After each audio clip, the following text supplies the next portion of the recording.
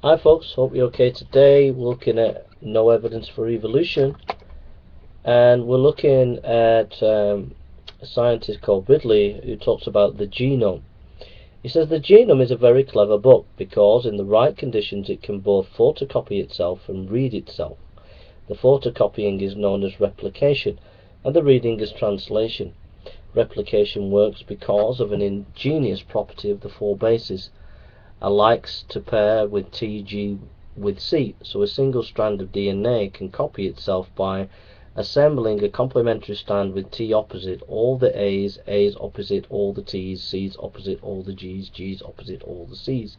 In fact, the usual state of DNA is the famous double helix of the original strand in its complementary pair entwined. To make a copy of the complementary strand therefore brings back the original text. So the sequencing of ACGT becomes TGCA in the copy, which transcribes back to ACGT in the copy of the copy. This enables DNA to replicate indefinitely yet still contain the same information.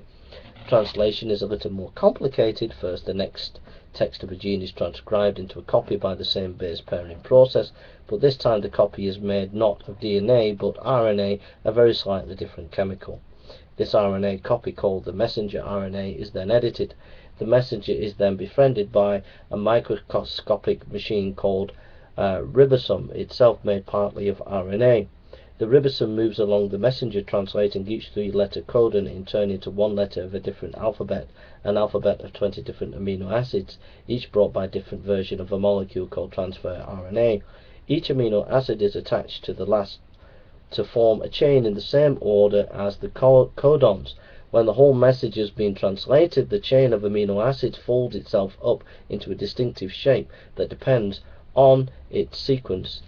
It is known as protein. Almost everything in the body, from hair to hormones, is either made of proteins or made by them. Every protein is translated gene. So that's the genome, okay? And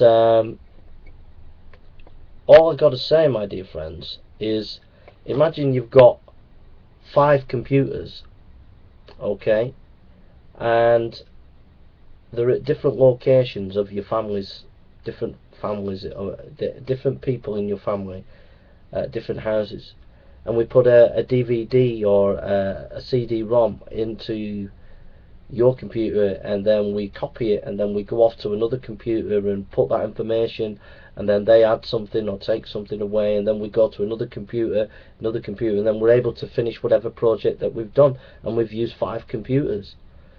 You know, I mean, this genome is more complex, and we're saying that this has happened by chance, or we're saying that this has happened by random mutation and natural selection. It's crazy. It's absolutely crazy.